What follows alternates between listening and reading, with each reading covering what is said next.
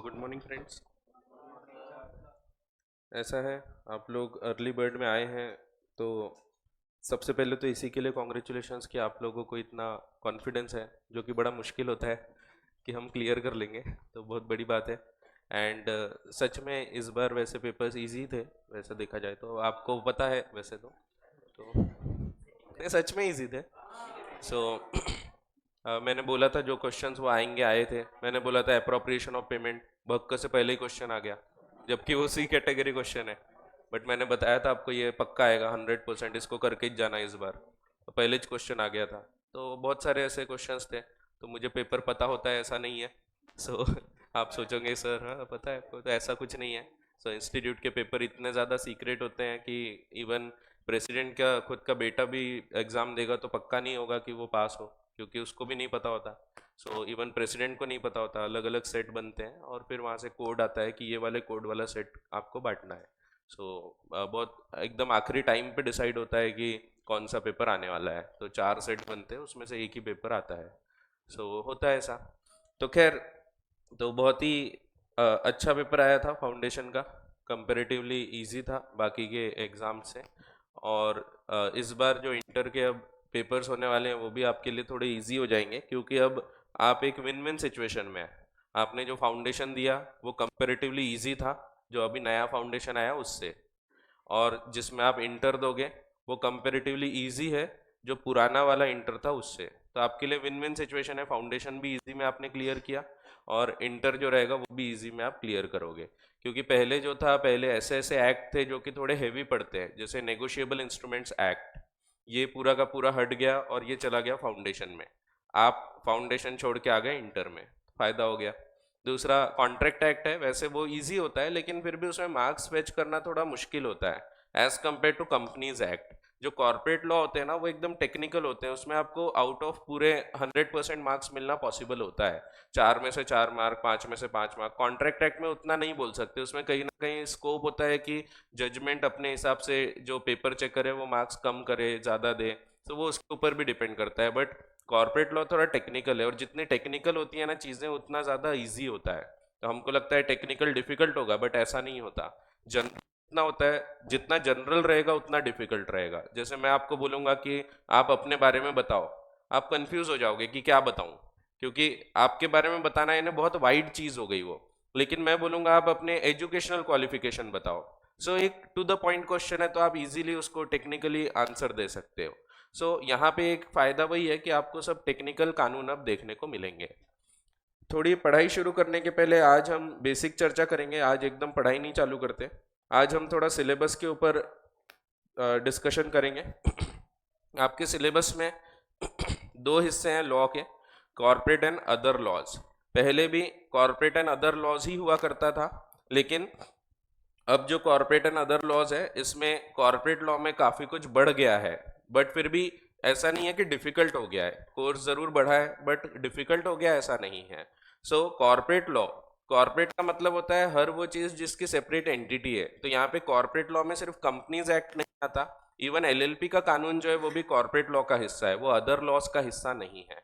वैसे जब मैं बुक दूंगा आपको, तो बुक में आपको कंपनीज एक्ट की अलग बुक मिलेगी, और बाकी के जो अदर लॉज है उसकी अलग बुक मिलेगी। बुक रेडी है, बट अपन ने अर्ली बर्ड के लिए सिर्फ शॉर्ट नोट्स ही दिए। प्रॉपर बुक आपको मिलेगी। टोटल 5 बुक्स मिलेगी आपको।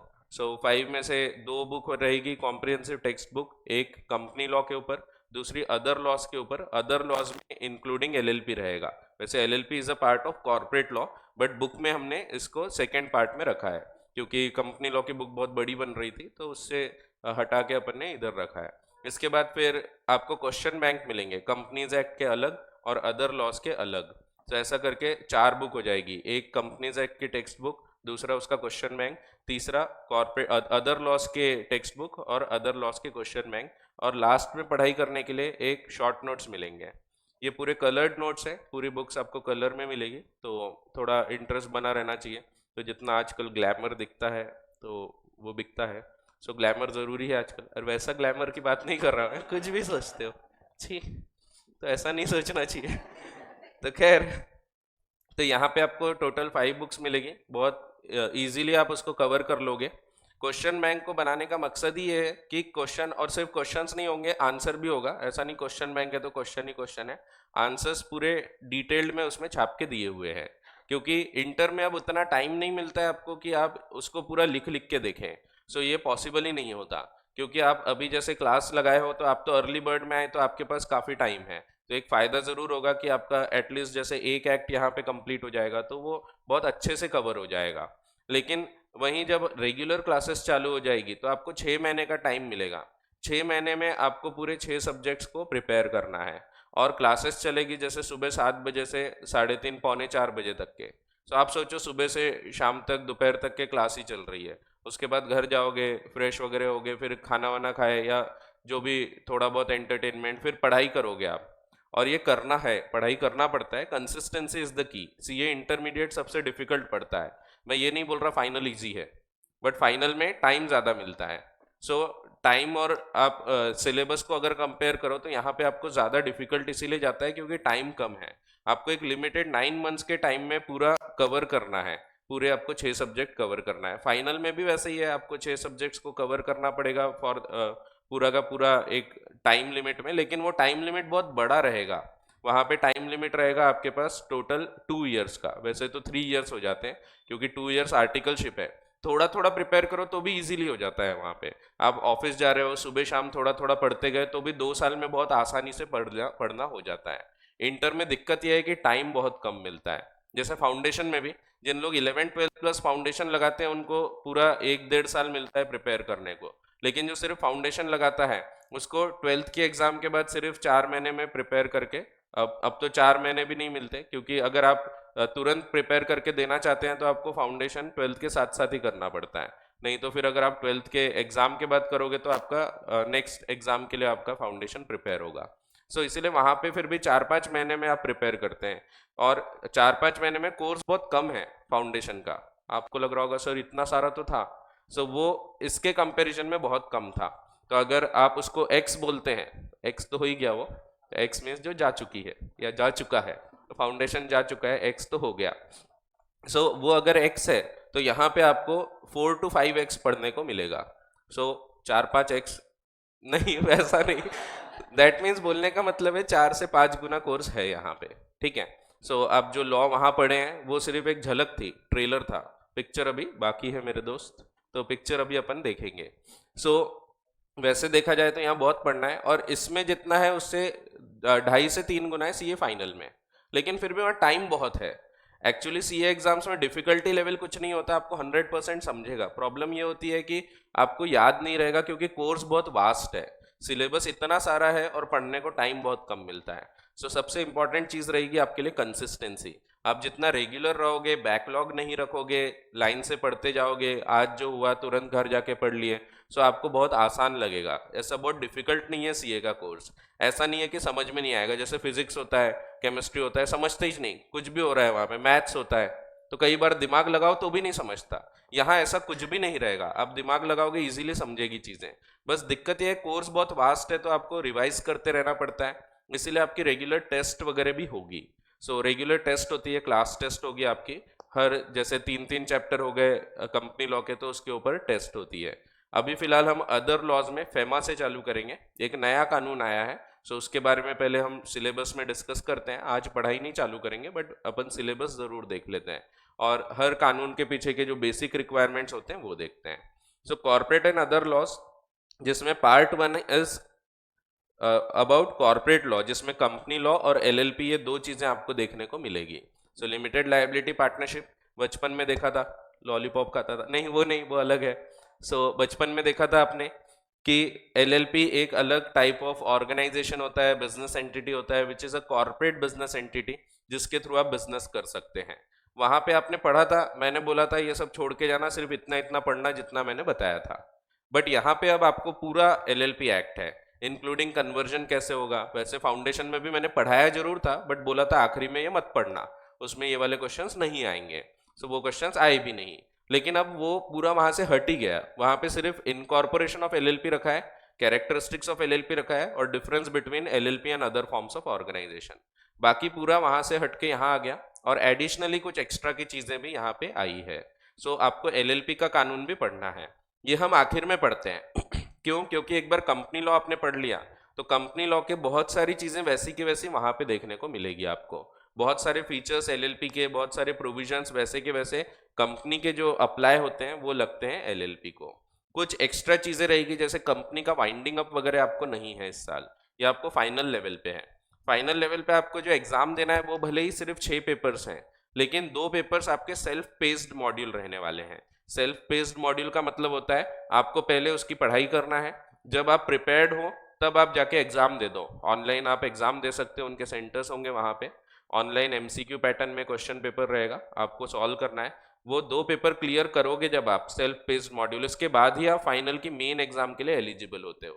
तो सिर्फ बोलने को बोल रहे हैं कि 6 पेपर हो गए, वैसे देखे तो 8 ही है। सिर्फ 2 को पूरा आपको डिस्क्राइब करके नहीं लिखना है, उसके सिर्फ एमसीक्यू रहेगा, वो भी ऑनलाइन रहेगा। सो फाइनल लेवल पे वो सेल्फ पेस्ड इसीलिए बोला है क्योंकि आप जब भी तैयार हो आप उसके हिसाब से पढ़ाई करके एग्जाम दे सकते हो। ठीक है, खैर वो फाइनल की बात है, उसको अलग छोड़ते हैं। तो उसमें लॉ एक सेल्फ पेस्ड मॉड्यूल में गया है, दूसरा कॉस्टिंग है। जो कॉस्टिंग आप यहाँ भी पढ़ोगे तो वो कॉस्टिंग सेल्फ पेस्ड मॉड्यूल में गया है। दैट मीन्स आपको वो पढ़ के उसकी एग्जाम देना है। अब फाइनल लेवल पे आपको लॉ हो गया, ऑडिट हो गया, ये सब चीज़ों की इवन कोचिंग लगाने की जरूरत नहीं पड़ेगी, क्योंकि हम यहाँ पे अब जो पढ़ेंगे ना, हम फाउंडेशन जैसा नहीं पढ़ेंगे। तो जो लोगों ने मुझसे फाउंडेशन पढ़ा है उनको पता है फाउंडेशन में मैं अच्छा पढ़ाता हूँ, तो यहाँ मैं अच्छा नहीं पढ़ाऊंगा ऐसा नहीं।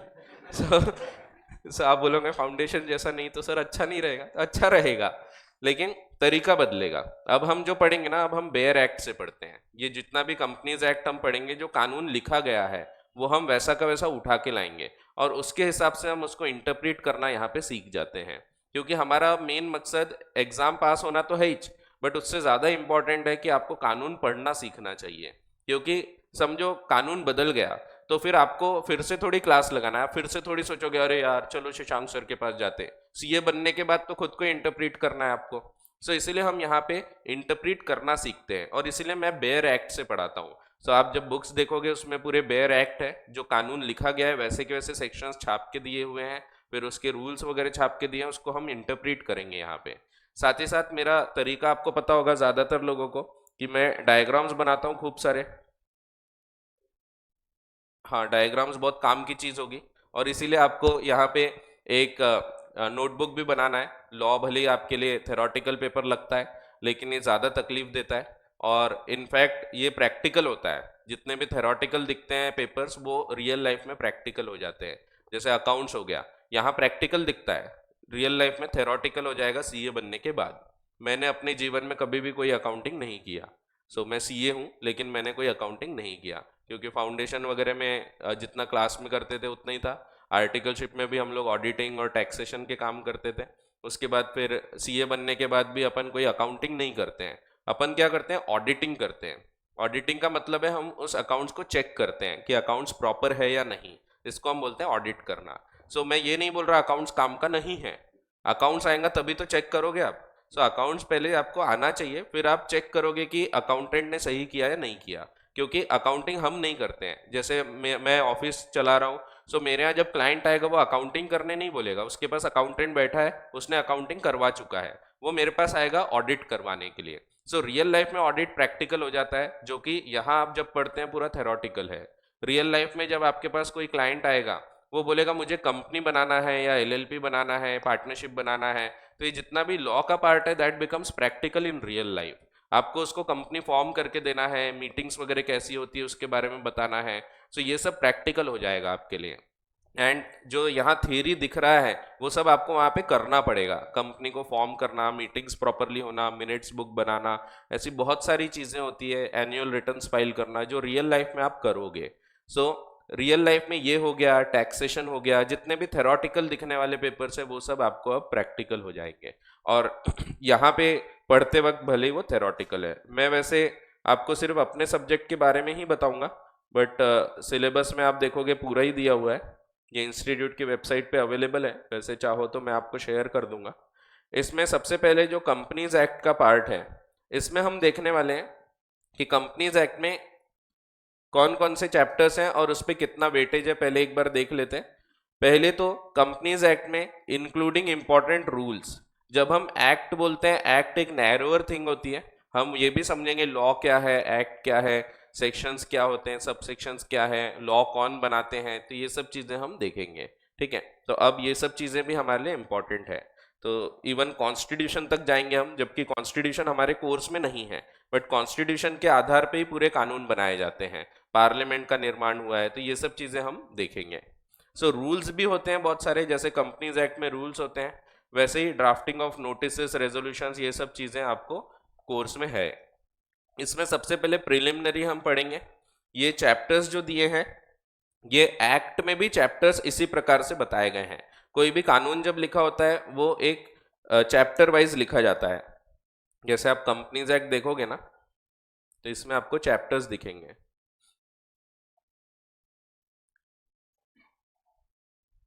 तो चैप्टर का मतलब है, जो लोग नहीं, वो चैप्टर होते हैं ये चैप्टर है। तो चैप्टर अलग होते हैं। सो आप देखो, ये तो अमेंडमेंट एक्ट है, अमेंडमेंट नहीं, अपन नॉर्मल एक्ट खोलते हैं।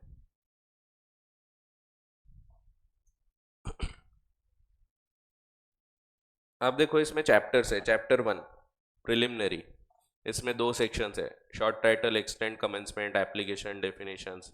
फिर chapter 2 incorporation of company and matters incidental thereto. इसमें फिर क्या क्या सेक्शन, ये सब सेक्शन है, ये जो साइड में लिखे 1 2 3 4 5 6 7 8 9 10, ये सब हमको पढ़ना है। चैप्टर 3 है prospectus and allotment of securities. तो आप इसके हिसाब से देखो तो वही सीक्वेंस में इन्होंने दिया हुआ है, prospectus and allotment of securities, share capital and debentures. So इसके बाद फिर नेक्स्ट चैप्टर आएगा, शेयर कैपिटल एंड डिबेंचर्स, तो ये चैप्टर 4 है। सो ये सब हमारे कोर्स में है। आपने अभी तक फाउंडेशन में कितना पढ़ा है? सिर्फ यहाँ तक के, 10 तक के। इसमें 10A करके एक है, बट क्योंकि मैंने कंपनीज एक्ट 2013 खोला हूँ, इसलिए 10A नहीं दिख रहा है आपको, क्योंकि ये अमेंडमेंट के थ्रू आया है। तो 10A 3A ये पढ़ना है, तो इसके लिए आपको अमेंडमेंट एक्ट देखना पड़ता है। तो आपको पूरा एक्ट बना के दिया हुआ है, बुक में सब मिल जाएगा। सो 3A वगैरह भी है। फिर कुछ ओमिट हो गया है, ओमिट हुआ मीन्स नहीं, वो वोमिट होता है, तो ओमिट होना है, हट जाना, तो हट गया है। ठीक है, तो ये हट गया। फिर इसकी अहमियत समझी, फिर से एक सेक्शन लाए कि नहीं ये होना चाहिए था, लेकिन जो जा चुका है उसको फिर नहीं ला सकते, वो गया बेचारा, तो उसकी जगह दूसरे को लेके आए उसके जैसा। तो होता है ना, जो गई वो फिर से नहीं आएगी, लेकिन उसके जैसी दूसरी आपको मिल सकती है। वैसे यहाँ पे 11 हट गया था, तो 11 के बाद उनको रियलाइज हुआ सरकार को कि यार नहीं, 11 की जरूरत थी, तो फिर उन्होंने 10A लेके आए उसके जैसा, क्योंकि 10 के बाद लाना था, इसलिए 10A नंबर दिया है उसको। ठीक है, सो ये पूरा अपने को पढ़ना है। फिर चैप्टर नंबर 5 है company deposits, acceptance of company deposit, registration of charges, management and administration. पिछले बार मैंने अर्ली बर्ड में मैनेजमेंट एंड एडमिनिस्ट्रेशन से चालू किया था, लेकिन अभी इस बार अपन फेमा से चालू करेंगे। तो इसके भी वीडियोस मेरे यूट्यूब चैनल पे अवेलेबल है, अगर आपको डबल अर्ली बर्ड साथ में करना है तो वो भी आप कर सकते हैं। मेरा यूट्यूब चैनल आप लाइक करें, सब्सक्राइब करें, शेयर करें, कमेंट करें, और बेल आइकन ज़रूर दबाएं, ताकि आप लेटेस्ट अपडेट पाते रहें। तो खैर एडवर्टाइजमेंट भी हो गया। हाँ, फिर declaration and payment of dividend, ये जो चैप्टर्स है ना, ये खूब इंपॉर्टेंट है, बहुत खतरनाक इंपॉर्टेंट है, इन्हें डरने की जरूरत नहीं है, इतना खतरनाक नहीं है। लेकिन बहुत इंपॉर्टेंट है। इन पे आप देखो, अगर आप वेटेज वाइज देखो तो इसमें 30 to 35% वेटेज है, सबसे ज्यादा कंपनीज एक्ट में जो वेटेज दिया है उसमें सबसे ज्यादा वेटेज आपको दिया है इसके ऊपर। डिक्लेरेशन ऑफ डिविडेंड बहुत ही छोटा सा चैप्टर है, ऐसा उठाएंगे, ऐसा करेंगे तो खत्म हो जाएगा। इतना छोटा चैप्टर, लेकिन बहुत ही इंटरेस्टिंग है, और फोकट के मार्क्स देके जाएगा आपको, 100% मार्क्स इसमें पॉसिबल रहेंगे। फिर accounts of company, audit and auditors, ये दोनों भी बहुत ही इंपॉर्टेंट चैप्टर्स हैं। ये आपको ऑडिट में भी देखने को मिलेंगे, भले ही पूरे चैप्टर्स नहीं, बट इसकी कुछ झलकियां जरूर देखने को मिलती है। फिर companies incorporated outside India, Bharat के बाहर की जो कंपनीज हैं, जैसे कि फॉरेन कंपनीज होती हैं, तो उनकी बात हम यहाँ पे करेंगे। ये एक नया टॉपिक आपको जोड़ा गया है। इसके पहले के जितने टॉपिक्स हैं वो ऑलरेडी इंटर में पहले भी थे, लेकिन ये वाला टॉपिक नया लाया है। ये टॉपिक में वैसे भले आपको दिख रहा है कि बाकी के टॉपिक्स पहले भी थे, लेकिन इनमें इंटरनली थोड़े थोड़े चेंजेस है, छोटे छोटे से चेंजेस कर दिए हैं। वो भी हम यहाँ पे देखने वाले हैं। इसमें से आपने ये 2 चैप्टर्स, पहला चैप्टर और सेकेंड चैप्टर का कुछ हिस्सा पढ़ चुके हो फाउंडेशन लेवल पे। फिर बाकी के सब चैप्टर्स आपके लिए नए हैं, ठीक है। सो 20 to 30% आपका इस पे रहेगा, ये टॉपिक्स पे, ये अपन पढ़ेंगे आगे, और कौन सी चीज़ कितनी इंपॉर्टेंट है मैं पढ़ते पढ़ते आपको बताते जाऊंगा, ठीक है। फिर 20 to 30% ये 3 चैप्टर्स के ऊपर है। इसमें अगेन ये 2 चैप्टर बहुत ही छोटे हैं, ये चैप्टर बहुत ही बड़ा है, 7 जो है बहुत खतरनाक बड़ा है, बहुत ही बड़ा चैप्टर है वो। सो उसको अपन ने अपने कोर्स के हिसाब से और छोटे छोटे हिस्से में अपने बुक में 3 हिस्से में डिवाइड किया है, तो यूनिट 1, 2 और 3, क्योंकि बहुत बड़ा चैप्टर है वो, ठीक है। सो इसमें आप बहुत सारी ऐसी चीज़ें भी देखोगे ना, इसमें अगर मैं सेक्शन वाइज देखूँ तो सेक्शन नंबर 88 से लेके 122 तक के आते हैं, तो बहुत सारे सेक्शंस इसमें कवर होते हैं, और अलॉन्ग विद बहुत सारे rules. So management and administration जो है, इसको हम अगर प्यार से बोले तो ये मीटिंग्स के बारे में है, कंपनी मीटिंग्स। सो कंपनी की जो मीटिंग होती है, annual general meeting, extraordinary general meeting, ये सब कुछ चीज़ों के बारे में बताता है, ठीक है। फिर डिविडेंड, जिसमें हमको इंटरेस्ट होता है कि पैसा मिलेगा। सो जब हम शेयर्स खरीदते हैं तो डिविडेंड हमारे लिए बहुत अहम होता है। Accounts audit and companies incorporated outside India. Section wise अगर हम चलें तो यहाँ तक के सेक्शन नंबर 148 तक कवर होता है, तो 1 to 148 ये आपको यहाँ तक देखने को मिलेगा। फिर इसके बाद तो आप देखोगे chapter number 10 audit and auditors, 11 board of directors. So यहाँ तक के आपको पढ़ना है, ये हिस्से तक 148 तक के, ठीक है। तो यहाँ पे आपका पहला हिस्सा खत्म होता है, और एक चैप्टर अलग से आपको आगे दिया हुआ है जो सेक्शन 300 सीरीज में आता है। एक्चुअली टोटल 470 सेक्शन है कंपनीज एक्ट में, इसमें से आपको बीच के सेक्शंस फिर नहीं दिखेंगे, आपको दिखेगा again companies incorporated outside India, section 379 से 393 ए तक है। वैसे ये भी दिया है, लेकिन ये वाला आपको कोर्स में नहीं है ये, क्योंकि अलग चैप्टर में जाता है। तो 393 ए तक है, यहाँ सिर्फ 393 है, क्योंकि 393 ए जो है ये आया है अगेन बाय अमेंडमेंट, तो आपको ये एक एक्स्ट्रा का चैप्टर पढ़ने को मिलेगा, ठीक है। सो बाकी के चैप्टर्स लाइन से हैं, बट ये एक चैप्टर 22 अलग से लेके आया है इन्होंने, जो सिर्फ पहले फाइनल में होता था, जो सिर्फ फॉरेन कंपनीज को अप्लाई होता है। तो बहुत ही अच्छा चैप्टर है, ये भी इंटरेस्टिंग है, इजीली इसमें भी आपको मार्क्स मिलेंगे। तो फॉरेन कंपनी को अलग रूल्स लगते हैं यहाँ पे। वैसे मैं आपको बहुत सारी और चीज़ें बताऊंगा, अभी आपको लग रहा होगा companies incorporated outside India in a foreign company, तो ऐसा नहीं है, उसकी डेफिनेशन अलग है। फिर इनकॉर्पोरेटेड आउटसाइड इंडिया अलग चीज़ होती है, फॉरेन कंपनी अलग चीज़ होती है। सो फॉरेन कंपनी तभी बोलते हैं हम जब वो भारत में काम कर रही है, अगर भारत के बाहर रजिस्टर्ड है, भारत में कोई काम नहीं है, तो भी वो फॉरेन, तो भी वो इनकॉर्पोरेटेड आउटसाइड इंडिया तो है, भले वो फॉरेन कंपनी नहीं है। तो ऐसे बारीक बारीक पॉइंट्स अपन पढ़ेंगे यहाँ पे। सो अभी आपको कुछ को समझ रहा होगा, कुछ को नहीं भी समझ रहा होगा, क्या बात है, एक ही तो चीज़ है, लेकिन आगे समझ में आएगा। तो अपन अभी मैं समझा नहीं रहा, सिर्फ बता रहा हूँ कि ये सब चीज़ में हम देखेंगे। सो ये आपको 393 ए तक के और पढ़ना है, तो 379 to 393 ए। तो अगर आप देखो तो 148 तक तो यहाँ आ जाता है, फिर ये अलग चैप्टर में जाता है, ये सीधा 22 चैप्टर में आता है। तो इसमें आपको अलग से 300 सीरीज के कुछ सेक्शंस पढ़ने को मिलेंगे, ठीक है। फिर एलएलपी में वेटेज थोड़ा कम है और बहुत ही आसान हो जाएगा, क्योंकि एक बार हम कंपनीज एक्ट पढ़ लेंगे तो बहुत सारी चीज़ें वैसी की वैसी अप्लाई होगी। साथ ही साथ यहाँ पे जो एलएलपी के कुछ एक्स्ट्रा के पॉइंट्स होंगे जो आपको यहाँ इंटर में कंपनी लॉ में नहीं है, जैसे वाइंडिंग अप ऑफ कंपनीज आपको नहीं है, ये जो है वाइंडिंग अप ऑफ कंपनीज ये चैप्टर 21 में देखने को मिलेगा। सो 2020 में भी देखने को मिलेगा, 20, 21, 22 ये तीनों वाइंडिंग अप से डील करते हैं।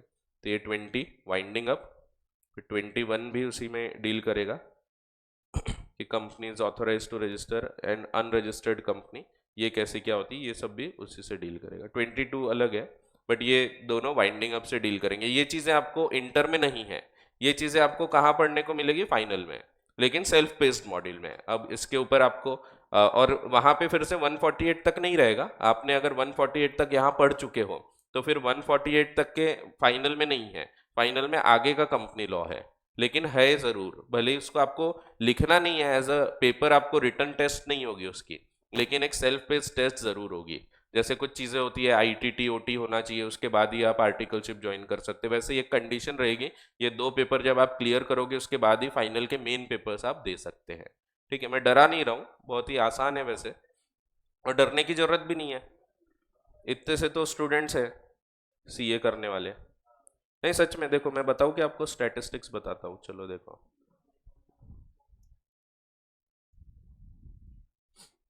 देखो कितने मेंबर्स हैं यहाँ पे ही दिख जाता है आपको, कभी देखे नहीं होंगे आपने। टोटल 4 लाख भी सीए नहीं है, 3,86,648 सीए है पूरे देश भर में, और देश की जनता है 145 करोड़। तो जो लोग बोलते हैं सीए की वैल्यू कम हो रही है, ऐसा नहीं है, हो ही नहीं सकता, पॉसिबल ही नहीं है। सोच के देखो ना, 4 लाख सीए हैं सिर्फ इतने बड़े देश में, अगर सिर्फ 10% लोगों को भी सीए की जरूरत पड़ रही है तो बहुत अपॉर्चुनिटीज है। सो बहुत खतरनाक लेवल पे अपॉर्चुनिटीज है, ये पूरे आपको बताया है। इसमें भी मेरा खुद का नंबर 1.5 लाख के अंदर है।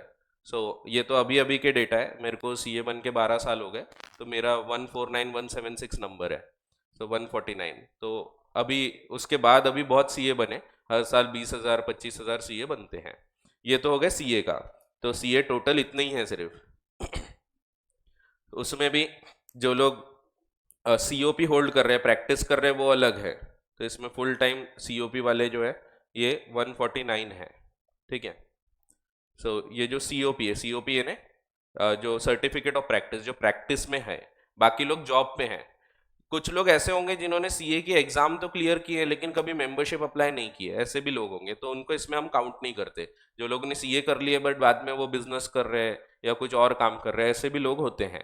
कुछ लोग होते हैं सीए कर लिए बट सोच रहे हैं कि यार सीए से अच्छा है बिजनेस में पैसा कमाते हैं। और सीए वैसे देखा जाए तो सैलरी अच्छी होती है सीए की।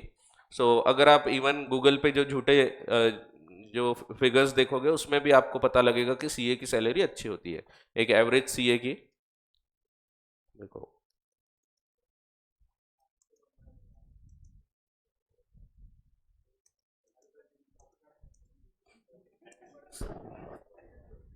5 से 7 लाख बता रहा है, एक्सपीरियंस बढ़ेगा तो 12 से 15 लाख। आपको लग रहा होगा सर इतना कम, तो अपन इंजीनियर की देख लेते हैं।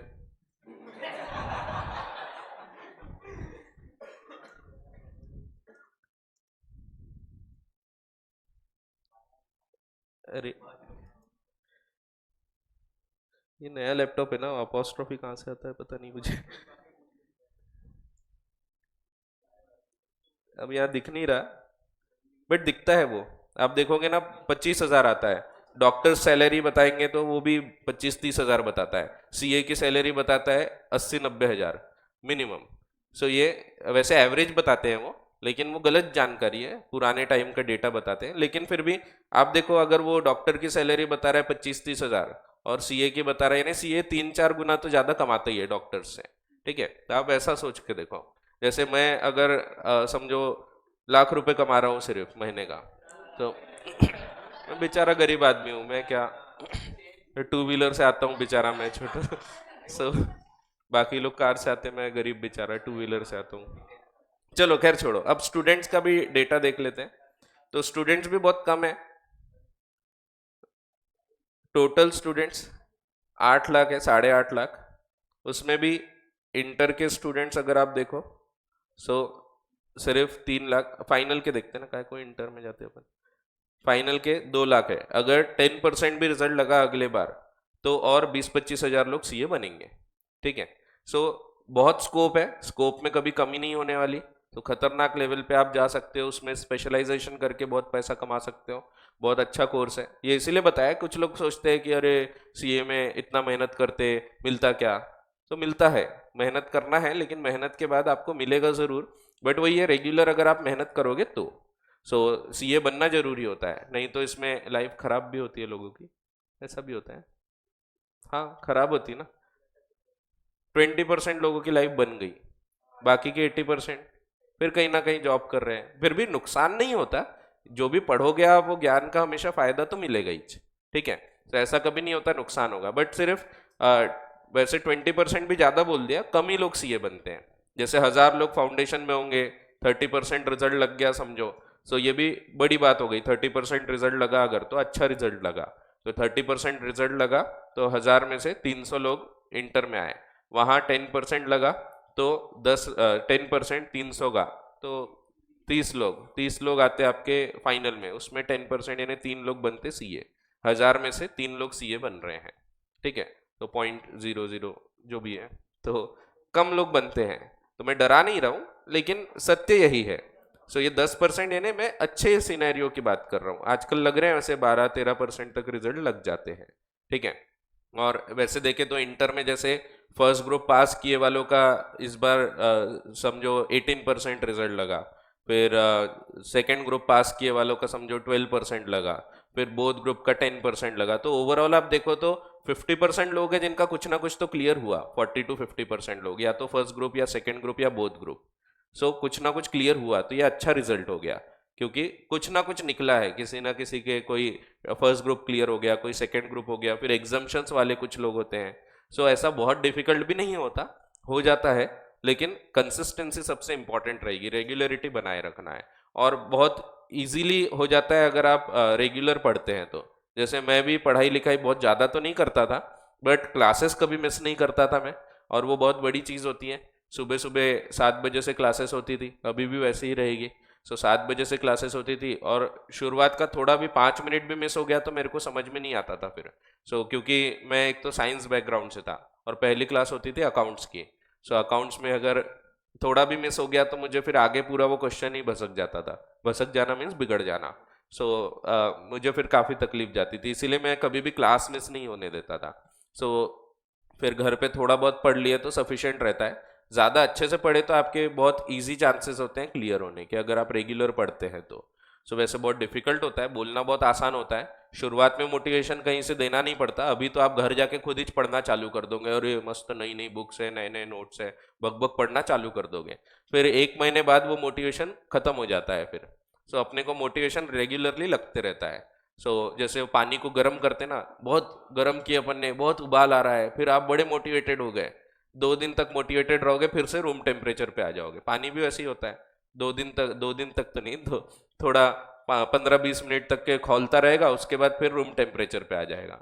फिर रेगुलर उसको आपको हीट अप करना रहता है। वैसे ही मोटिवेशन भी है, रेगुलर जरूरत पड़ेगी। अपने यहाँ पे मिलते रहेगा मोटिवेशन का भी डोज। कोई ना कोई कुछ ना कुछ बोलते ही रहेगा आपको रोज। कभी आपको पता लगा शर्मा सर ने डांट दिए, कभी मैंने डांट दिया। मैं डांटूंगा नहीं, बट मैं कई बार अलग प्रकार से मोटिवेट करता हूँ। हाँ, जैसे मैं बोलूंगा अगर सीए बनना है, आपको कभी डर लग रहा है तो मेरे तरफ देख लेना, तो मोटिवेशन आ जाएगा आपको। नहीं, एक्चुअल में तो मैं ऐसा बहुत पढ़ने लिखने वाला नहीं हूँ, तो भी मोटिवेट हो जाते कि हाँ यार शशांक सर कर सकते तो फिर तो अपन कर ही लेंगे। ऐसा होता है कई बार। तो खैर, यहाँ पे आप ये जो पढ़ोगे ये कंपनीज एक्ट का हिस्सा हो गया। फिर इसके बाद LLP act including important rules. यहाँ पे भी रूल्स हैं, वो भी हमको साथ में देखना पड़ेगा। आपको फाउंडेशन लेवल पे रूल्स नहीं थे, आपको सिर्फ एक्ट की कुछ बेसिक चीजें बताई गई थी, बट अब यहाँ पे आपको फिर से रूल्स वगैरह पढ़ना है। फिर अदर लॉज, इसमें जनरल क्लॉजेस एक्ट है एक, बहुत ही आसान सा कानून है ये भी, जनरल क्लॉजेस एक्ट। ये एक्चुअली कानून बनाया गया है बाबा आदम के जमाने का। उस जमाने में जब आप भी नहीं थे, मैं भी नहीं था, 1897, खूब पुराना कानून है। पढ़ते हो आप ऐसे कानून, जैसे कॉन्ट्रैक्ट एक्ट 1872, बाबा आदम के जमाने का एक्ट है। इतने पुराने कानून है, आपको पढ़ने को मिलते हैं, तो पढ़ना पड़ता है। यहाँ पे भी आपको ये पढ़ने को मिलेगा। कुछ लोग हंस रहे हैं, तो सही में पढ़ना पड़ेगा। और इसमें एक्चुअली ये कानून में दूसरे कानून कैसे पढ़ना वो लिखा हुआ है। जैसे कुछ कानून में लिखा होता है कि आप 30 दिन के अंदर रिटर्न फाइल करोगे, तो वो 30 दिन कहाँ से काउंट होंगे, आज से काउंट होंगे कि कल से चालू होगा, कल का पहला दिन, ये सब ऐसे बेसिक रूल्स बताए हैं। जैसे लिखा हुआ है, कई कानून में लिखा होता है कि अगर डायरेक्टर कुछ गड़बड़ करता है तो ही विल बी लायबल। क्या सिर्फ ही विल बी लायबल रहेगा क्या, शी लायबल नहीं होगा क्या? तो शी भी लायबल रहेंगी। ये लिखा नहीं होता हर कानून में, तो ये जनरल रूल्स यहाँ लिखे हुए हैं जनरल क्लॉजेस एक्ट में। जैसे समझो एक लड़की है, वो 2 व्हीलर चला रही है, उसने देखी रेड सिग्नल है, इधर उधर देखी, कोई पुलिस वाला नहीं था, वो सिग्नल तोड़ के भागती है। अब सामने मामू आता है, मामू उसको रोक लेता है। मामू बोलता है देखो तुमने सिग्नल तोड़ा है तो तुमको चालान भरना पड़ेगा। वो बोलती है कौन सा लॉ ऐसा कहता है, कौन सा लॉ ऐसा कहता है, कौन सा लॉ नहीं, कौन सा लॉ ऐसा कहता है। तो वो निकालता है मोटर व्हीकल्स एक्ट। देखो अगर कोई भी व्यक्ति रेड सिग्नल तोड़ के जाता है तो ही विल बी लायबल। अब वो बोलती है यहाँ लिखा है ही विल बी लायबल, मैं तो शी हूं, सो मैं लायबल हूं क्या? सो क्या वो लायबल रहेगी? अरे शी यानी वैसी नहीं जी। तो क्या वो भी लायबल रहेगी? तो हाँ, अब वहां लिखा थोड़ी है ही और शी विल बी लायबल। हर कानून में ऐसा लिखते बैठेंगे क्या ही और शी विल बी लायबल? तो नहीं। तो ये लिखने की जरूरत नहीं है। अगर ही विल बी लायबल लिखा है तो it will include she will be liable as well. ये चीज लिखी है जनरल क्लॉजेस एक्ट में। तो जनरल क्लॉजेस एक्ट में ऐसे कुछ जनरल रूल्स ऑफ इंटरप्रिटेशन है। अगर एक जगह से दूसरी जगह का डिस्टेंस नापना है तो बहुत सारे रास्ते हो सकते हैं। आपको जाना है समझो पॉइंट ए से पॉइंट बी तक के, तो एक रास्ता होगा, कोई घूम फिर के जाएगा। जैसे हम कभी बोलते हैं कि स्कूल में बोलते थे ना कि मैडम वॉशरूम जाना है, तो अपन डायरेक्ट वॉशरूम नहीं जाते, घूम फिर के जाते, इधर से उधर जाएंगे, इधर जाएंगे, फिर घूम फिर के पहुंचते हैं। फिर कोई ऐसा होगा पढ़ाकू बच्चा, वो डायरेक्ट जाएगा। फिर जैसे पहाड़ पे चढ़ना है तो पहाड़ पे चढ़ने के भी अलग अलग रास्ते हो सकते हैं, ऐसा ऊपर से नीचे नीचे ऐसा रास्ता। अगर आप कर्व से जाओगे तो बढ़ जाएगा रास्ता, डिस्टेंस बढ़ जाएगा। सो जब डिस्टेंस बोला है, जैसे नागपुर से समझो वर्धा तक का डिस्टेंस कितना है, तो आप इसको कैसा देखोगे? तो इनको हमको देखना चाहिए इन हॉरिजॉन्टल प्लेन और सिंगल स्ट्रेट लाइन में, यानी एरियल डिस्टेंस देखना चाहिए। ये चीज भी कहाँ लिखी है? जनरल क्लॉजेस एक्ट में। ऐसे कुछ बेसिक रूल्स लिखे हैं, जैसे कि गांव के लिए अलग कानून होते हैं, कई बार शहर के लिए अलग कानून होते हैं। तो गांव कहाँ तक है? सो म्युनिसिपैलिटी से 8 किलोमीटर लिखा होता है। अब 8 किलोमीटर कैसे देखेंगे? तो एरियल डिस्टेंस देखा जाता है। सो वो 8 किलोमीटर तक के शहर है, उसके बाद गांव है। सो ऐसा उसकी डेफिनेशंस होती है। तो ये डेफिनेशंस हर जगह डिफाइन तो होती है, बट वो डिस्टेंस कैसे मेजर करना ये नहीं लिखा होता। तो उसके लिए फिर आपको जनरल क्लॉजेस एक्ट को रेफर करना पड़ता है। सो इसमें कुछ जनरल रूल्स ऑफ इंटरप्रिटेशन दिए हुए हैं, ठीक है। उसी प्रकार से इंटरप्रिटेशन ऑफ स्टैट्यूट्स। तो स्टैट्यूट यानी ये भी एक प्रकार का आप लॉ ही बोल सकते हो। वैसे फर्क है लॉ में, एक्ट में, स्टैट्यूट में, सब में थोड़ा थोड़ा सा फर्क होता है। वो मैं समझाऊंगा आपको जब हम इंटरप्रिटेशन ऑफ स्टैट्यूट पढ़ेंगे। और इसको पढ़ने के पहले कुछ ऐसी चीजें भी हमको देखना है जो चीज आपको कोर्स में नहीं है, बट फिर भी मेरे को वो बताना पड़ेगा आपको। जैसे कि आजादी के पहले क्या हुआ करता था, कानून कैसे बनते थे, ये सब चीजें आपको बताना पड़ेगा। आजादी के बाद तो ठीक है, जो पार्लियामेंट है उसके द्वारा बनते हैं, बट पार्लियामेंट की पोस्ट, प्रेसिडेंट की पोस्ट, ये सब कहाँ से आई है? कॉन्स्टिट्यूशन से आई है। सो कॉन्स्टिट्यूशन तो 1950 में बना था, तो उसके पहले तक के कानून कैसे बनते थे? सो और उसमें भी 1947 के पहले जो कानून बने, जैसे 1897 का, ये कैसे बने? तो ये ब्रिटिशर्स ने बनाए हैं। तो ये सबके कानून की अलग अलग प्रक्रिया है जो आपको कोर्स में नहीं है, बट वो समझे बिना आप इन कानूनों को नहीं समझ सकोगे। सो इसलिए हमको ये समझना पड़ेगा स्टेट्स का ऑर्गेनाइजेशन कैसे हुआ। पहले स्टेट ऐसे नहीं हुआ करते थे अंग्रेजों के टाइम पे। अंग्रेजों के टाइम पे ऐसा थोड़ी था कि महाराष्ट्र है, गुजरात है, ऐसे लैंग्वेज के आधार पे तो बाद में डिवाइड किया गया, रीऑर्गेनाइज किया गया 1965 में। उसके पहले तक के ऐसा नहीं था ऑर्गेनाइजेशन। तो अंग्रेज लोग part A B C D states करके चलाते थे, उसमें अलग प्रकार से चलता था। जैसे नागपुर महाराष्ट्र का हिस्सा नहीं था, बॉम्बे अलग एक प्रोविंस था, तो बॉम्बे प्रोविंस अलग था, बिलासपुर अलग था, सीपीएन बेरार था। सो बेरार प्रोविंस अलग थे, ये सब अलग अलग चीजें थी। प्रिंसली स्टेट्स हुआ करते थे, ऐसी जगह जहाँ पे राजा लोग राज करते थे। जैसे कि जम्मू कश्मीर है, वहां पे राजा हरि सिंह का राज था। यो हरि नहीं, हनी सिंह नहीं, हरि सिंह। तो हरि सिंह का राज था। वैसे ही हैदराबाद में निजाम्स का राज था। तो ये प्रिंसली स्टेट्स हुआ करते थे। सो ये कुछ बेसिक आइडिया हमको देखना पड़ेगा जो आपको कोर्स में नहीं है, बट ये कानून समझने को जरूरी है। जैसे हैदराबाद जो है, इसको जोड़ने में भारत में बहुत तकलीफ गई थी, क्योंकि हैदराबाद के साथ वहाँ निजाम्स का राज था। जब अंग्रेजों ने छोड़ के गए तो उन्होंने क्या किए थे, भारत अलग किया, पाकिस्तान अलग किया, और बीच बीच में ऐसे छोटे छोटे प्रिंसली स्टेट जो थे वो राजा के हवाले ही कर दिया। सो फिर उसमें काफी झगड़ा हुआ, उन लोगों को जोड़ा गया। तो जोड़ने में काफी इवन झगड़े भी हुए थे, इवन वॉर वगैरह भी हुए थे। सो जैसे जम्मू कश्मीर में भी काफी डिस्प्यूट्स थे, पाकिस्तान ने हमला कर दिया। जैसे आज़ाद हुए 7 दिन के अंदर पहला वॉर हो गया अपना इंडिया पाकिस्तान का। तो 7 दिन में ही पाकिस्तान है तो उसने तुरंत जम्मू कश्मीर पे कब्जा करने को ट्राई किया। और इसलिए आज भी आप देखो जम्मू कश्मीर, ये दोनों जन अपने अपने इसमें बताते हैं। तो अपन जम्मू कश्मीर बताते हैं ऐसा पूरा, लेकिन यहाँ से इतना जो हिस्सा है ये पीओके है, पाकिस्तान ने ऑक्यूपाई कर लिया। यहाँ पे सीओके है 2, चाइना के ऑक्यूपाइड कश्मीर। सो अपना कश्मीर सिर्फ आधा ही बचा है। और ये उस जमाने से ही चला गया जब पहली बार झगड़ा हुआ था 1947 में, तभी उन लोगों ने ये हथियार लिया था। इसीलिए आप देखना पाकिस्तान के मैप में ये जोड़ा जाता है, तभी वो कुत्ते जैसा दिखता है। तो कुत्ते जैसा दिखता है ना, देखे होंगे आपने मैप ऑफ पाकिस्तान, देखे क्या, चलो देख लेते ना। सो वो कुत्ते जैसा इसीलिए दिखता है क्योंकि उन्होंने ये हरकत की है। सो तो देखो,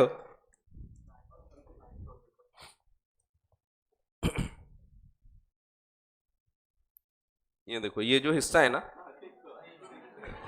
ऐसा लग रहा है कुत्ता बैठा है ऐसा।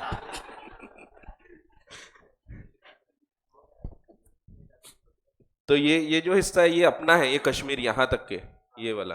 बट ये इन लोग अपने इसमें दिखाते हैं, तो इसीलिए ये ऐसा दिखता है इनका मैप। तो ये अपना कश्मीर है इतना। तो वो वैसे उन्होंने ऑक्यूपाई करके बैठा है। सो इसीलिए आप अगर मैप ऑफ कश्मीर देखोगे तो अपनी लाइन ऑफ कंट्रोल यहाँ से जाती है, यहाँ से। तो यहाँ से लाइन ऑफ कंट्रोल जाती है क्योंकि उन लोगों ने वो अक्वायर करके रख लिया है। सो इंडिया भी जोड़ता है वो हिस्से को और पाकिस्तान भी जोड़ता है, तो दोनों जन अपने अपने मैप में ये हिस्सा जोड़ते हैं। ये देखो ये वाले इसमें अच्छे से समझेगा आपको, ये मैप में दिख रहा है क्योंकि ये इधर में जम्मू कश्मीर का एरिया अलग है। ये जम्मू एंड कश्मीर है, डिस्प्यूटेड टेरिटरी करके लिखा है। सो ये इन्होंने वैसे ये भी हथियाया हुआ ही चाहिए, ये भी अपन अपने मैप में दिखाते हैं, वैसा है। ठीक है। इधर चाइना ने भी खाया है कश्मीर थोड़ा सा, दिखते हैं थोड़ा, दिखता होगा तो कहीं। ये देखो ये अक्साई चीन वगैरह जो है, ये पाकिस्तान है, ये अक्साई चीन है चाइना का, ये सीओ के 1 और 2, दो हिस्सा खाया है उन्होंने। सो अपने पास अभी इतना ही कश्मीर बचा हुआ है, बाकी का। और ये तो उस जमाने से ही चला गया जब उन्होंने पहली बार झगड़ा किए थे।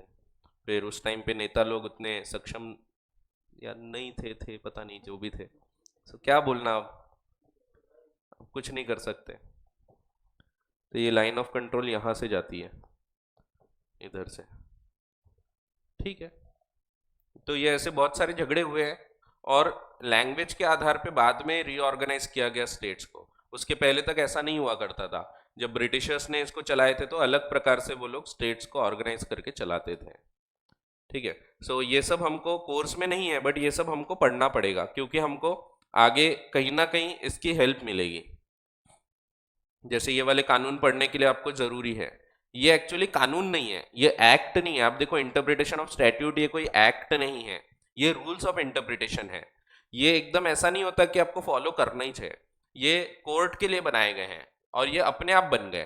कोर्ट ने जैसे डिसीजंस दिया तो ऑटोमेटिकली कुछ रूल्स बन जाते हैं। जैसे उन्होंने इंटरप्रेट किया तो वो इंटरप्रिटेशन का एक रूल हमने फॉलो किया, फिर हमेशा आगे वो फॉलो होता था। जैसे कि किसी कानून में लिखा है कि आप या मैं आपको एक एग्जांपल देता हूँ, एक अपना बनाया हुआ। जैसे मैं बोलता हूँ कल आप अपने क्लास में कुत्ता, बिल्ली, गाय या अन्य जानवर लेके आ सकते हैं, तो आप ये अन्य जानवर में शेर लेके आ सकते हो क्या? तो नहीं, कुत्ता, बिल्ली, गाय ये सब क्या है? डोमेस्टिक एनिमल्स है। तो आप इसके लिए भेड़ लेके आओ, बकरी लेके आओ, घोड़ा लेके आओ, ये सब चलेंगे। ये सब पेट एनिमल्स हो गए। ये सब चलेंगे, डोमेस्टिकेटेड एनिमल्स हैं। लेकिन आप बोलते हो सर मैं शेर लेके आऊंगा, मगरमच्छ लेके आऊंगा, तो ये सब थोड़ी चलेगा। चिपकली लेके आऊंगा, पेट है मेरे घर पे घूमती है। सो ये सब थोड़ी चलेगा। ये जो अदर एनिमल्स हैं, इसको आप मीनिंग क्या दोगे? कौन से वर्ड्स के साथ आ रहा है उसके साथ उसका मीनिंग निकाला जाएगा। तो अगर एक बेसिक रूल होता है, आप जिनके साथ रहते हैं वैसे माने जाते हैं। जैसे 3 जन मस्ती करते हैं, एक बेचारा शांत है, लेकिन सब लोग सोचेंगे ये भी मस्ती खोरी होगा, सोचेंगे ऐसा। सो आप जिनके साथ रहते वैसा मीनिंग निकाला जाता है। वैसे यहाँ पे वर्ड्स का रूल है। इस रूल को हम बोलते हैं एजुस्डेम जेनेरिस। एजुस्डेम जेनेरिस मीन्स वैसे के वैसे मीनिंग निकालना, तो of the same kind and species. उसको हम बोलते हैं एजुस्डेम जेनेरिस। तो ऐसे बहुत सारे वर्ड्स भी हमको यहाँ पढ़ने को मिलेंगे जो हैरी पॉटर के स्पेल दिखेंगे आपको। तो एजुस्डेम जेनेरिस हो गया, फिर नॉस्किटर असोसिस हो गया। ऐसे बहुत सारे वर्ड्स देखने को मिलेंगे जो कि आपको लेटिन भाषा से लेके आए हुए दिखेंगे। ठीक है। जैसे बचपन में भी पढ़ा था ना आपने, नेमो डेट क्वेड नॉन हैबेट, पढ़ा था आपने ये सब, इग्नोरेशिया जूरिस नॉन एक्सक्यूजेड। तो ये सब जो है ये सब लेटिन फ्रेजेस थे, ये पढ़े नहीं थे, ये मैंने बताया था। इग्नोरेशिया जूरिस नॉन एक्सक्यूजेड, ignorance of law is not an excuse, कंसेंसस एड इडम, वॉइड एब इनिशियो, वो सब तो लेटिन फ्रेजेस हैं। ठीक है। वैसे यहाँ पे भी आपको कुछ चीजें देखने को मिलेगी। ये आपको टोटल अगर आप देखो तो ये 30 मार्क्स का है, अदर लॉस 70 मार्क्स का आपका कॉर्पोरेट लॉ है। पहले 60 मार्क्स का हुआ करता था, 60-40 रेशियो हुआ करता था। 60 मार्क्स का कॉर्पोरेट लॉ होता था, 40 मार्क्स का अदर लॉ होता था। फिर अभी न्यू कोर्स में 70-30 का रेशियो हो गया है। सो ये सिर्फ 30 मार्क्स का है। सो मैं ये नहीं बोल रहा 30 मार्क्स से इग्नोर कर सकते, सो ऐसा नहीं है, 30 मार्क्स है। और ये टोटल जो है इनमें आपको एमसीक्यू भी आने वाले हैं। अब आपको हर पेपर में एमसीक्यू आने वाले हैं। सो सब पेपर में, पहले सिर्फ थेरोटिकल में आते थे, अभी सभी में आपको एमसीक्यू रहेंगे 30 मार्क्स के। ठीक है, तो आपको बाकी के सब्जेक्ट वाले अपना अपना बताएंगे, मैं अपना ही बता देता हूँ सिर्फ। बीच में इस पे भी चल रहा था नेगेटिव मार्किंग रखेंगे, लेकिन फिर खूब हल्ला हुआ, बहुत डिफिकल्ट हो गया रहता करके, इसीलिए फिर नेगेटिव मार्किंग नहीं है। तो आपको सिर्फ अगर सही करोगे तो मार्क्स मिलेंगे, गलत करोगे तो कुछ कटेंगे नहीं। ठीक है, लेकिन आगे चल के शायद आ सकती है नेगेटिव मार्किंग, अभी नहीं है एट प्रेजेंट, आगे शायद आ जाए। सो ये जो टोटल 100 मार्क का पेपर है उसमें 30 मार्क्स तो आप छोड़ दो एमसीक्यू, वो एमसीक्यू तो ऐसे ही मिल जाएंगे आपको। अगर आपके कॉन्सेप्ट्स क्लियर हैं तो आपको इजीली एमसीक्यू में आराम से 30 में से कुछ नहीं तो भी 25 मार्क तो ला ही लोगे। बाकी बचे हुए में आपको 25-30 मार्क आराम से मिलेंगे, तो पास होना कोई बड़ा टास्क नहीं रहेगा, इजीली पास हो जाओगे। दिक्कत होती है एग्रीगेट बनाना, और वो भी अगर आप अच्छे से पढ़ते हैं तो। अगर आपने कुछ मिस कर दिया, पूरा चैप्टर छोड़ दिया, उस पर 3-4 एमसीक्यू आ गए तो हो गया फिर। तो इसीलिए आपको कुछ छोड़ना नहीं है, 100% कवरेज करना है, कोई भी चीज़ को छोड़ के मत जाना। कोई भी इंपॉर्टेंट रहे नहीं रहे सब पढ़ के जाना है। जो इंपॉर्टेंट है उसको बहुत अच्छे से पढ़ना है, जो कम इंपॉर्टेंट है सी कैटेगरी उसको भी पढ़ना ही चाहिए, ऐसा नहीं कि छोड़ देना। सो हाँ, कुछ चीज़ मैं बोलूँगा ये छोड़ दो, वो छोड़ देना। जैसे मैंने फाउंडेशन में बोला था एलएलपी ये छोड़ दो, वो छोड़ दिया आपने, सो वो कभी नहीं आएगा। सो वैसे यहाँ पे भी मैं कुछ चीज़ें बोलूँगा बहुत ही कम जगह, तो वो आप छोड़ सकते हो। ठीक है, सो ये इंटरप्रिटेशन ऑफ स्टैट्यूट में रूल्स बताए गए हैं, रूल्स ऑफ इंटरप्रिटेशन कि किस प्रकार से आप इंटरप्रीट कर सकते हैं स्टैट्यूट को, या हेल्प कैसे मिलेगी आपको इंटरप्रिटेशन में, ये सब चीज़ें हमको यहाँ पे समझना है। जैसे अलग अलग रूल्स हैं, वो रूल्स को हमको यहाँ समझना है। एंड फिर फेमा है, फेमा एक प्रकार का साबुन है, फेमा ही लेना, नहीं वो अलग है, वो फेना है। FEMA foreign exchange management act, क्योंकि फॉरेन एक्सचेंज में हम काफ़ी डील करते हैं और अब तो ग्लोबलाइजेशन का ज़माना है, इसीलिए हमको फॉरेन एक्सचेंज से रिलेटेड एक कानून भी पढ़ना है कि हमको कितना पैसा अलाउड है, आप बाहर के फॉरेन करेंसी में कितना पैसा पे कर सकते हैं, कितना रिसीव कर सकते हैं, ये सब के कानून होते हैं। कौन सी चीज़ के लिए अलाउड होता है, कौन सी चीज़ प्रोहिबिटेड है, कई चीज़ें अलाउड ही नहीं होती, आपको करना ही नहीं है। सो ऐसी चीज़ें जैसे आप फॉरेन में लॉटरी वगैरह में पैसा लगा रहे हैं, तो ये सब चीज़ों में आप पैसा यहाँ से नहीं ले जा सकते, तो ऐसे रूल्स है कि कौन से पैसे यहाँ से आप ले जा सकते हो, कन्वर्ट कर सकते हो इनटू फॉरेन करेंसी, कौन से पैसे लेके आ सकते हो, तो ये सब के रूल्स हैं। फिर जो एनआरआई है उनसे कौन से ट्रांजेक्शन्स कर सकते हैं, कौन से नहीं कर सकते हैं। तो ऐसा नहीं कि आप एनआरआई से सब ट्रांजेक्शन कर लोगे, नॉन रेसिडेंट इंडियन से अलग कॉन्ट्रैक्ट कर सकते हैं, वो कौन से कॉन्ट्रैक्ट कर सकता हमारे साथ। तो ये सबसे रिलेटेड रूल्स बताए गए हैं फॉरेन एक्सचेंज मैनेजमेंट एक्ट में। ये फाइनल लेवल से आया है, पहले काफ़ी डीप में हुआ करता था फाइनल लेवल पे, यहाँ पे आपको काफ़ी चीज़ें हटा दी गई है। सो यहाँ पे बहुत ही हल्की फुल्की चीज़ें, बट फिर भी हम काफ़ी डीप में जाके इनको समझेंगे। आपको साथ में जैसे क्वेश्चन बैंक मिलने वाली है, मैंने बताया हूँ, तो आपको एक शीट जो है वो मेन बुक के हिस्से की दी हुई है और दूसरी शीट जो है वो क्वेश्चन बैंक की है। तो लगभग दोनों में इक्वली पेजेस दिखेंगे आपको। इनफैक्ट क्वेश्चन बैंक ज़्यादा बड़ी है और मेन बुक आपकी छोटी है। तो आपकी कंपनी लॉ की बुक देखोगे तो सिर्फ 350 पेजेस की बुक है वो, तो सिर्फ मेन बुक। और क्वेश्चन बैंक देखोगे तो 400 के आसपास चला जाएगा, 400 के ऊपर जाएगा थोड़ा सिर्फ। और फिर अदर लॉस की छोटी छोटी बुक्स हैं, सो मुश्किल से 100-150 पेजेस होंगे बस सिर्फ। सो हाँ, पढ़ना हो जाएगा, इजीली हो जाएगा। और मेरे बुक में एकदम ऐसा बहुत ऐसा एकदम चिपक चिपक के नहीं लिखा दिखेगा। आप अगर लाइन स्पेसिंग देखोगे तो इतनी स्पेस है कि आप एक पूरी लाइन लिख सकते हो वहाँ पे, तो जानबूझ के उतनी स्पेस छोड़ी गई है, क्योंकि अपना मेन एम इसमें हमारी कॉस्टिंग बढ़ती है उल्टा, लेकिन फिर भी अपना मेन एम है कि भाई बच्चों को इजी रह जाए पढ़ने के लिए। एग्जाम के टाइम अगर बारीक बारीक लिखा रहेगा तो सर दर्द होता है, दिमाग खराब होता है। सो इसीलिए अच्छी स्पेसिंग वगैरह देके प्रॉपर वो बुक को बनाया गया है। सो आप देखोगे बुक तो आपको ऐसा स्ट्रेस नहीं आएगा और इजीली आप उसको कवर कर पाओगे। अभी तो आपको ब्लैक एंड वाइट मिला है, बाद में कलर भी मिलेगा तो और अच्छा लगेगा थोड़ा। सो देखते हैं। तो ये चालू करेंगे हम अभी फेमा से, फॉरेन एक्सचेंज मैनेजमेंट एक्ट, जो कि एक अच्छा खासा पोर्शन होल्ड करता है अदर लॉस का, तो लगभग 35-40%। 30 में से। सो अच्छा खासा पोर्शन हो जाता है। तो 10-12 मार्क के क्वेश्चन इससे आराम से आएंगे, तो आपके 10-12 मार्क अभी कवर हो जाएंगे। फिर अगर टाइम बचता है तो फिर हम जनरल क्लॉजेस एक्ट का कुछ हिस्सा देखेंगे, अगर बचता है तो।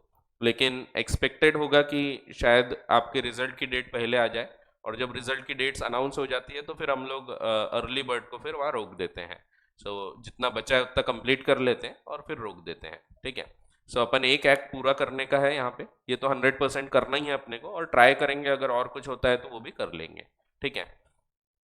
और बाकी के पेपर्स के बारे में आपको बाकी के सर लोग बताएंगे अपने अपने सब्जेक्ट के बारे में।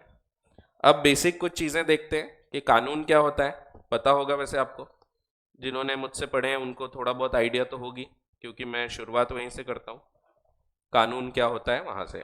चलो शुरू करते हैं। सो आपको पता है कानून को बनाने के पीछे कोई ना कोई प्रॉब्लम होती है, एक दिक्कत होती है, और इसीलिए कानून का निर्माण किया जाता है। जैसे कि आपको मैंने बचपन में जो एग्जाम्पल दिया था, जिन लोगों ने मुझसे पढ़ा है उनको पता होगा कि एक प्रॉब्लम है एक्सीडेंट्स की। एक प्रॉब्लम चालू हुई कि एक्सीडेंट होने लगे। पहले जब भारत आजाद हुआ था तो इतनी गाड़ियां नहीं हुआ करती थी। सो साइकिल वाइकल बैलगाड़ी ये सब हुआ करती थी, कुछ लोगों के पास शायद कार या टू व्हीलर हुआ करती थी, बाकी इतनी ज्यादा गाड़ियां नहीं होती थी। जैसे गाड़ियां बढ़ने लगी सड़कों पे तो एक्सीडेंट की तकलीफ चालू हो गई। दो जन, एक इधर से आ रहा है एक उधर से आ रहा है, उड़ा दिए। कोई इन्हें जानबूझ के नहीं, स्पीड में आ रहे उड़ा दिए। ऐसा रूल नहीं है कि लेफ्ट हैंड साइड से चलो।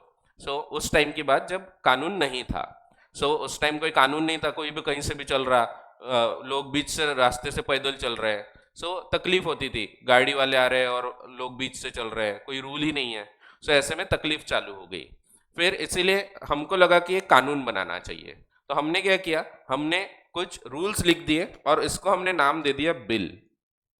रूल्स लिख दिए और वो रूल्स को हमने एक बिल का नाम दिया। इसमें हमने लिख दिया कि जैसे रेड लाइट रहेगी तो आपको रुकना है, ग्रीन रहेगी तो चलना है, ऑरेंज रहेगी तो इधर उधर देख के सावधानी पूर्वक चलें। फिर जो झेब्रा पड़ा रहता है झेब्रा के ऊपर से रोड क्रॉस करना है। बीट रोड से आपको चलना नहीं है, साइड में पेडेस्ट्रियन के लिए फुटपाथ बनाया है तो उस पे से चलना है। तो ऐसा नहीं बीच रास्ते से चल रहे हैं, अपने लेफ्ट हैंड साइड से गाड़ी चलाना है। ऐसे सब रूल्स बना दिए तो एक्सीडेंट्स की प्रॉब्लम इससे कम हो गई। सो ये सॉल्यूशन के रूप में हमने रूल निकाला जिसको हमने नाम दे दिया बिल।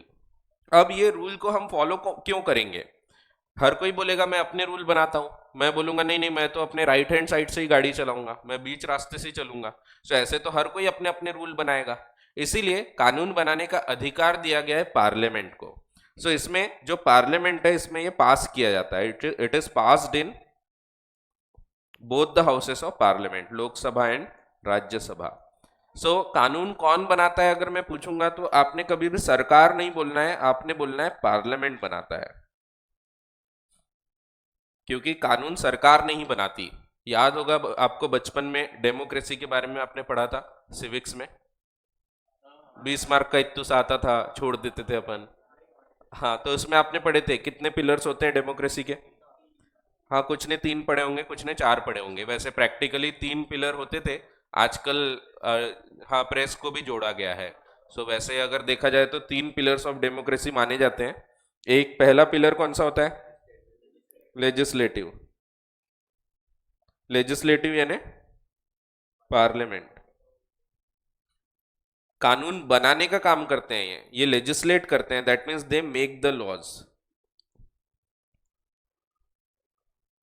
कानून बनाने का काम कभी भी सरकार नहीं करती।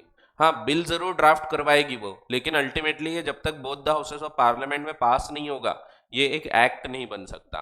सो दोनों हाउसेस ऑफ पार्लियामेंट में पास कराया जाता है। अब पार्लियामेंट से ही क्यों हम लोग पास करवाते हैं? क्योंकि पार्लियामेंट में जो लोग बैठे हैं वो हमारे रिप्रेजेंटेटिव हैं, उनको हमने चुना है।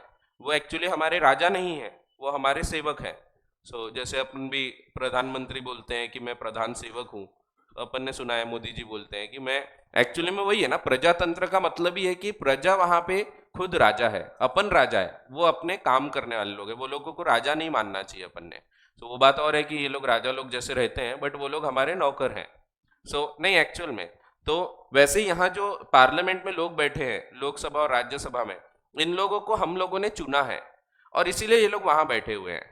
सो इन लोग अगर कोई कानून पास कर देते हैं तो हम मान लेते हैं देश की जनता उसको पास कर रही है। ध्यान रखो, मैं गवर्नमेंट इसीलिए नहीं बोल रहा क्योंकि गवर्नमेंट है ना सिर्फ रूलिंग पार्टी आएगी, लेकिन जब मैं पार्लियामेंट बोलता हूं तो इसमें पक्ष भी होता है और विपक्ष भी होता है। सो इसमें नरेंद्र मोदी भी बैठे होंगे, इसमें पप्पू जी भी होंगे, इसमें केजू भी होंगे, सब लोग बैठे होंगे। सो पक्ष भी होगा, अपोजिशन भी रहेगा, रूलिंग भी रहेगी, दोनों लोग रहेंगे। सब लोग जब वोटिंग करेंगे 50% से ज्यादा वोटिंग होगी तो हम बोलते हैं ये वोटिंग पास हो चुकी है, रेजोल्यूशन पास हो गया है, एंड वो कानून फिर बन जाता है। लेकिन ये कानून को भी एक फाइनल प्रोसेस से गुजरना पड़ता है, इसमें प्रेसिडेंट की एसेंट मिलती है।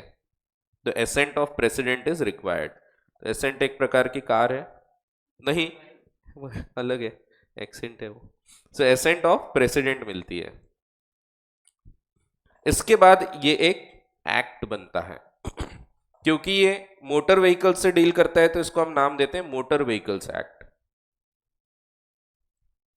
जब बना होगा वो ईयर लिखा होगा, मेरे ख्याल से ये 1985 वाला 88 वाला चल रहा है अभी। और इसमें अमेंडमेंट हुए हैं क्योंकि अभी बहुत सारे एक्सीडेंट्स की प्रॉब्लम बढ़ने लग गई, हिट एंड रन केसेस बढ़ने लग गए। फिर अब सिर्फ एक्सीडेंट की प्रॉब्लम नहीं है, अब प्रॉब्लम है पोल्यूशन की, फिर पार्किंग की, ये सब प्रॉब्लम भी आ गई।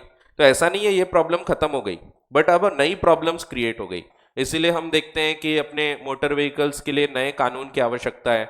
उधर वो अपने भाऊ चिल्ला रहे हैं कि अपने को नया कानून चाहिए, नया कानून चाहिए। भाऊ है ना अपने, भाऊ नितिन भाऊ को नहीं जानते आप?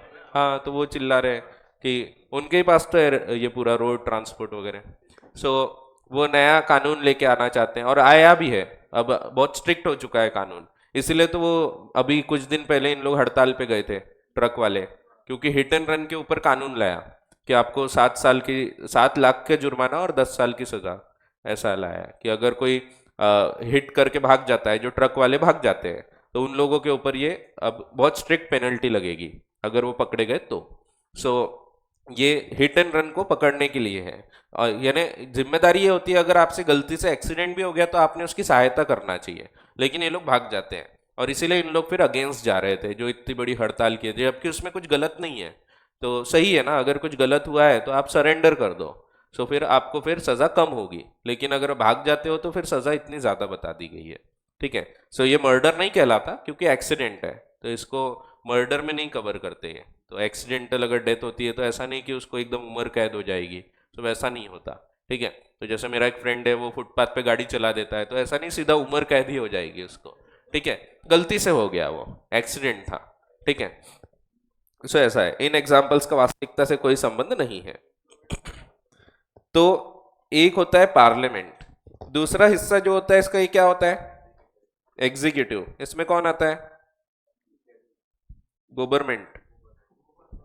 हाँ, गवर्नमेंट एक्चुअली एग्जीक्यूटिव बॉडी है, ये कानून को अप्लाई करते हैं।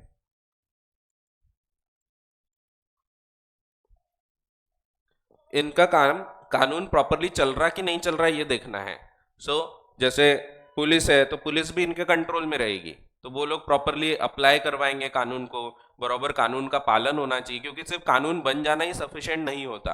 अगर कानून बन गया बट कोई फॉलो ही नहीं कर रहा तो कोई मतलब ही नहीं है उस कानून का। इसीलिए उसको फॉलो करवाना, उसके ऊपर कंट्रोल रखना, ये काम सरकार का होता है। पर सरकार कभी कानून बना नहीं सकती, सरकार के हाथ में ये नहीं होता। ठीक है, और तीसरी जो बॉडी होती है इंडिपेंडेंट बॉडी, जुडिशरी, यानी कोर्ट वगैरह, इनका क्या काम है? तो इंटरप्रेट करना। अगर कुछ गड़बड़ दिखती है कानून में, एम्बिग्यूटी है, एक जगह कुछ लिखा है दूसरी जगह कुछ और लिखा है, इनकंसिस्टेंसी है, ऐसे केस में कोर्ट डिसाइड करता है कौन सा इंटरप्रिटेशन आपको फॉलो करना है। उसी के लिए हम ये रूल्स पढ़ने वाले हैं। ये जो इंटरप्रिटेशन के रूल्स हैं, rules of interpretation of statutes, वो हम इसीलिए पढ़ेंगे कि कोर्ट क्या क्या रूल्स अप्लाई करके इंटरप्रीट करेगा। सो कोर्ट का काम भी कानून बनाना नहीं होता, कोर्ट का काम होता है कि उसको प्रॉपरली इंटरप्रीट करना। सो कोर्ट को अधिकार नहीं है, तीनों अलग अलग पिलर्स है। और अब चौथा पिलर जो माना जाता है तो वो भी है, जिसमें आप मीडिया, प्रेस को रख सकते हैं, या प्रेस।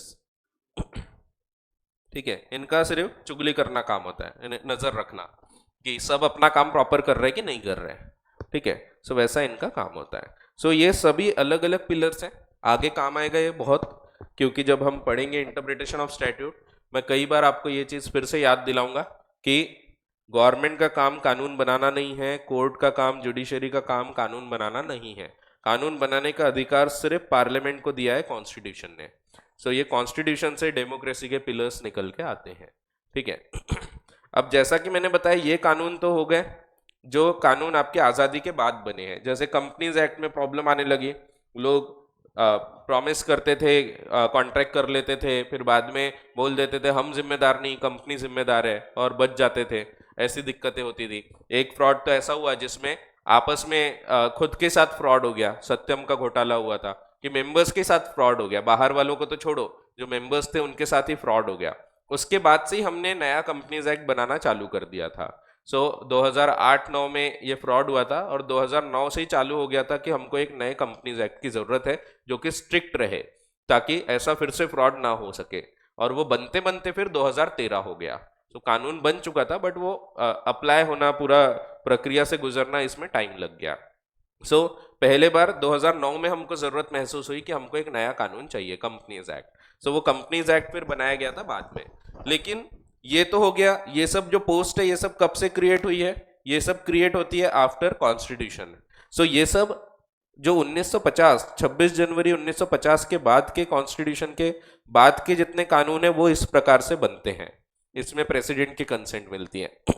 इसके पहले क्या होता था? 1947 के भी पहले, आज़ादी के पहले, इसके पहले जो ब्रिटिश पार्लियामेंट है वो कानून बनाता था, और इसमें गवर्नर जनरल करके एक व्यक्ति था, गवर्नर जनरल इन काउंसिल, उसकी साइन लगती थी। सेम लेवल पे ही है गवर्नर जनरल, जो प्रेसिडेंट का लेवल है वही लेवल है। सो वही पोजीशन पे एक दूसरा व्यक्ति हुआ करता था पहले। अब क्या इस बीच में कोई कानून नहीं बने होंगे क्या? ये 2-3 साल कोई कानून बने ही नहीं? तो बने थे। जैसे एक एक्ट है, चार्टर्ड अकाउंटेंट्स एक्ट 1949, ये बना है 1949 में। तो ये कैसे बन गया? यहाँ तो ना ब्रिटिशर्स हैं, ना इंडियन पार्लियामेंट है, ये भी नहीं बना है।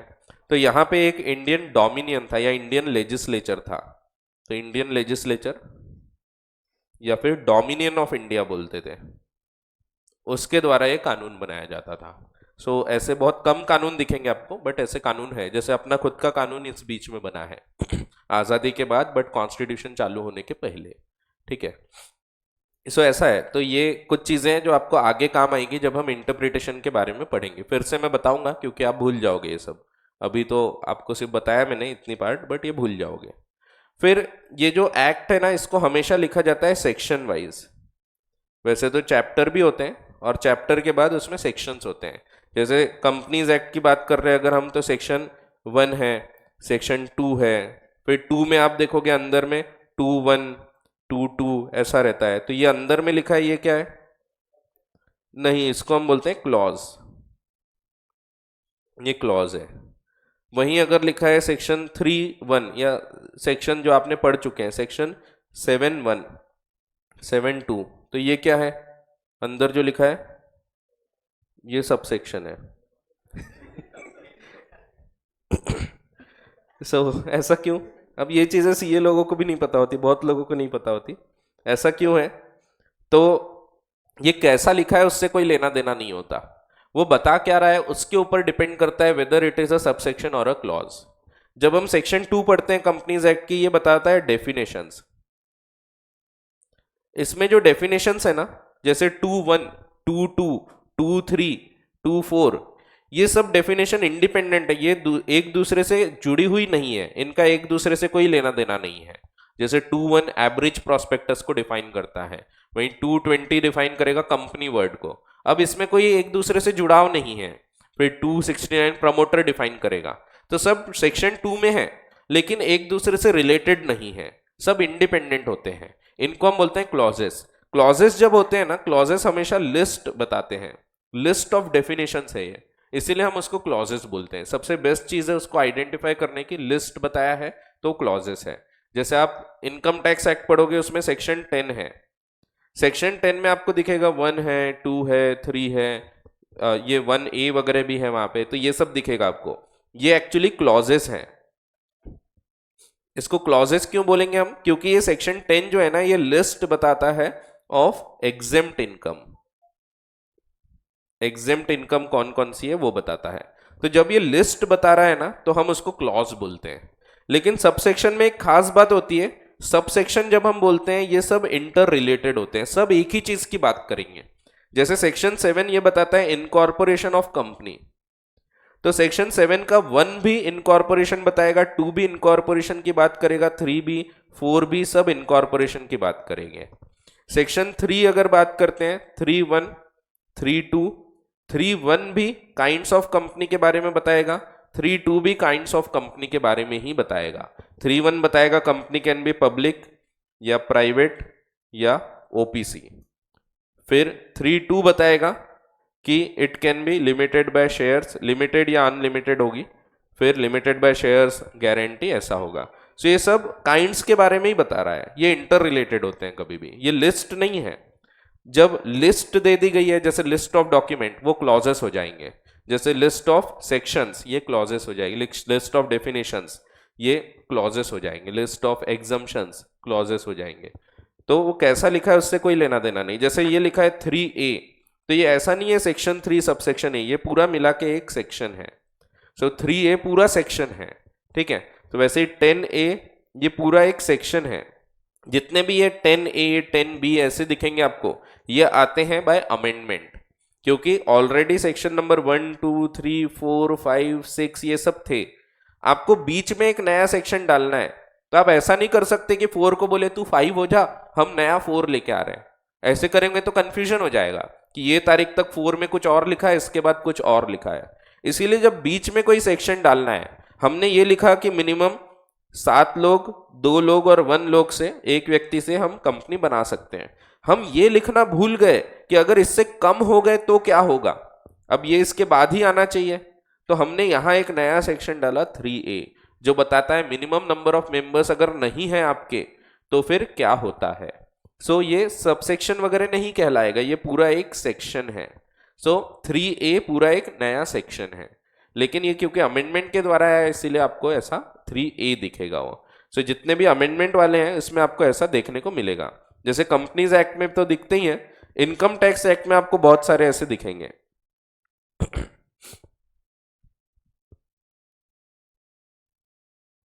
जैसे इसमें आप देखो एक 76A दिख रहा है,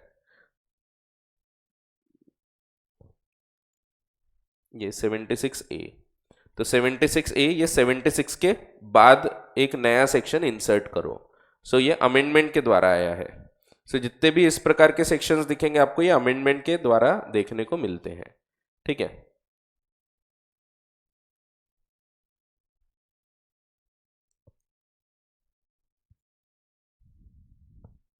जैसे 2017 के एक्ट में आपको दिखेगा,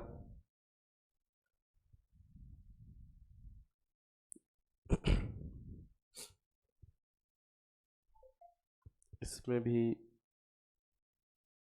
ये 3A, insertion of new section 3A, 3 के बाद एक 3A नाम का सेक्शन डालने बोला गया कि अगर नंबर ऑफ मेंबर्स कम हो जाएंगे तो सबकी पर्सनल लायबिलिटी हो जाती है। तो ये चीज़ें यहाँ पे बताई गई, ठीक है। तो इस प्रकार के जो सेक्शंस हैं, ये पूरे सेक्शन अमेंडमेंट के द्वारा आएंगे।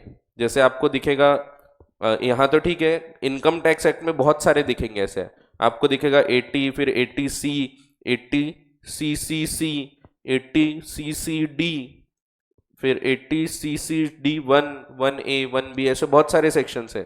सो इसमें खतरनाक अमेंडमेंट होते रहते हैं, क्योंकि हर साल अमेंड होता है वो, हर साल नया फाइनेंस एक्ट आता है, नए सेक्शंस आते हैं। तो वो सेक्शंस में बीच में अगर कोई नया सेक्शन डालना है तो आपको फिर उसमें अमेंडमेंट्स के द्वारा करना पड़ता है। इसीलिए यहाँ पे आपको 80C के बाद एक और सेक्शन डालना है, तो 80CC डाला, फिर CCC डाला, 80C और D के बीच में डालना है तो 80D भी है एक, तो 80D के पहले लेकिन डालना था और 80C के बाद में डालना था, तो 80CA, CB, CD ऐसे डालते हैं फिर, ठीक है। तो ऐसे बहुत सारे सेक्शंस आपको देखने को मिलेंगे, ठीक है। तो अभी अपना टाइम तो हो चुका है, तो अपन अभी पढ़ाई तो चालू नहीं करेंगे, और कुछ बेसिक चीज़ें मुझे आपको बतानी थी जो रह गई, वो अगली क्लास में अपन देखते हैं, और अगली क्लास में फिर अपन थोड़ा पढ़ाई भी चालू कर देंगे। ये वाला जो एक्ट है फॉरेन एक्सचेंज मैनेजमेंट एक्ट, इससे रिलेटेड हम चर्चा चालू करेंगे। ठीक है। सो अभी डाउट का तो कुछ सवाल नहीं है, तो पढ़े ही नहीं अपन ने, तो अगले क्लास में अपन पढ़ते हैं, फिर कोई डाउट होंगे तो वो देख लेंगे। चलो सो कंक्लूड करते हैं। जो लोग ऑनलाइन कर रहे हैं वो लोग भी अपना वो डिटेल्स भेज देंगे, तो आपको बुक्स वगैरह भेज दी जाएगी। ठीक है। चलो सो कंक्लूड करते हैं, मिलते हैं अपन अगली क्लास में कल। Thank you.